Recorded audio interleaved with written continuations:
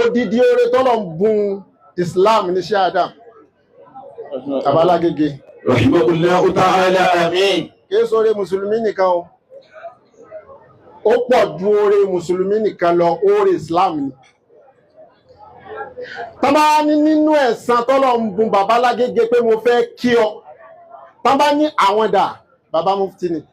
adama Allahu hayatahu wa dawlatahu amin. bàbá ní kí ló dé tí mo fi wí bẹ́ẹ̀ ẹ lọ́ máa fà lówí ọmọ tó mọ èyí mọ́ ti kọ́ yẹn kéwú tó wá mọ èyí kọ́ ọmọ kéwú wá san ẹ̀san orí fàfà rẹ̀ bàbá mufti ẹ̀mí yóò gùn amin ya Allah. tó ní nílọrin ààyè mẹ́ta lèmi ti máa ń wò yín tẹ́ ẹ̀ ti bàjẹ́ ẹ ti nàró láàyè mẹ́tẹ̀ẹ̀ta ọba tó ní yín ló sì nàró yín ọba tó wá ní tó nàró yín bí mẹ́tẹ̀ẹ̀ta ni ẹ̀dá kan ò lè gbé yín ṣubú àwọn tọ́lọ̀ ní ẹ tara wọn jáde ẹ ti nàró lára wọn àwọn tí wọ́n kọ́ yín ẹ ti nàró lára wọn